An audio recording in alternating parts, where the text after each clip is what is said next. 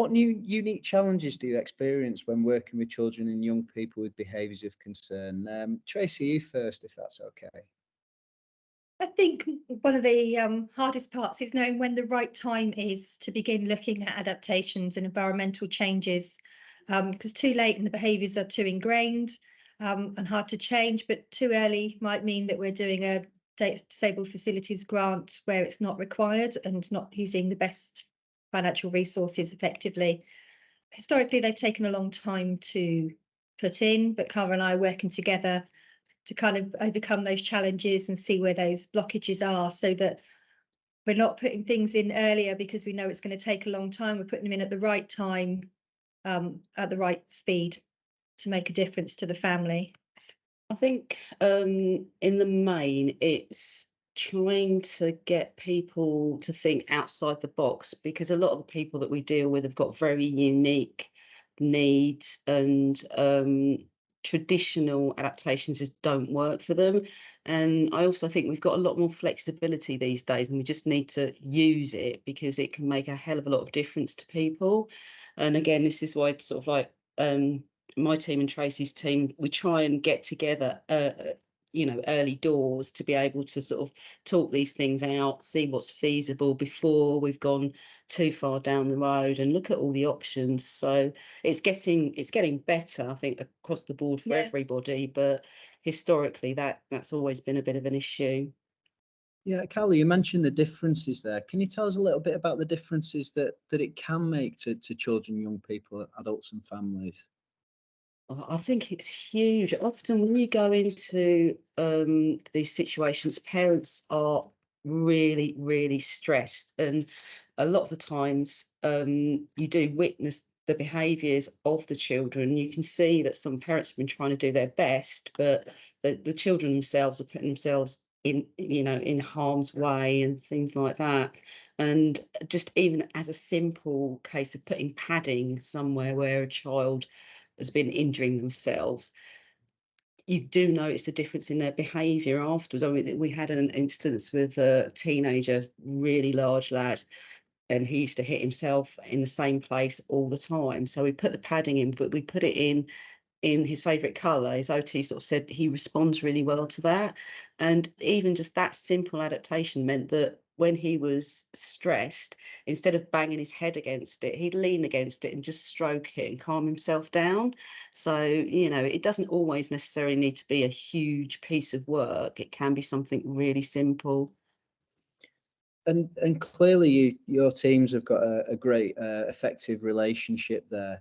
If you were to give 3 tips, Tracey, if I go to you on this one, if you were to give 3 tips on how you make this work with a variety of different cases, what would they be? Maybe you've got 1 or 2, and then I'll come to Carla for 1 as well.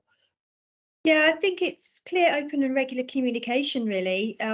We joint work it right from the start, joint feasibility visits, discussions even before we've put the paperwork through about what we're trying to achieve. And we're just really close working, and having a grants team that understands that adaptations and DFGs is not just for physical disabilities, but actually they can be used to help a whole range of people with other environmental or social needs as well, and communication, sensory integration needs, those kind of things as well. So it's being really creative as a team and working together, I think, and respect for each other's roles, and clearly understanding, who does what, work together to solving obstacles, to the work's being completed, and just generally working as a team rather than a them and us mentality. We work as, a team around the child effectively, to look at solutions and what, the best way of achieving them.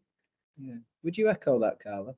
Yeah, absolutely. And I think on top of that as well, it's the fact that we know what the limitations are of the, for argument's sake, grant funding, and how difficult it can be to achieve certain things. So we always look for solutions on that. And I think, especially with the occupational therapists, they are often the people that get caught in the middle between what the parents expect or anticipate and what can actually be done. So we're there to work with them to sort of explain the situation and things like that. And it's very collaborative.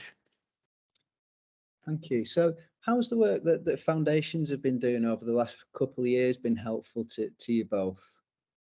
I think it's enabled us to think more out of the box and review and reevaluate our RROs, sorry, and to be more flexible and think in a wider context of how it can be used within the guidelines to help more people.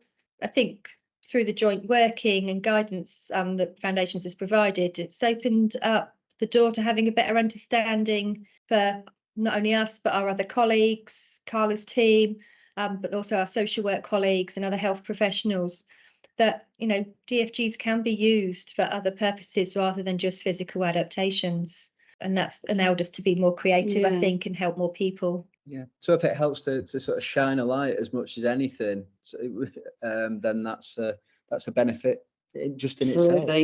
Yeah, and I think it provides us with a basis for guidelines as well, because quite often you do come across certain barriers where people are transfixed on traditional adaptations, and if you've got something that's accepted guidance that says actually you can look at this as well, then they're more comfortable going forward with that too. Yeah, and I think it's helped us inform senior managers as well about the basis for what we're doing and what we're trying to achieve and how we're achieving it as well. So I think it gives them a foundation to actually understand the work that we're doing.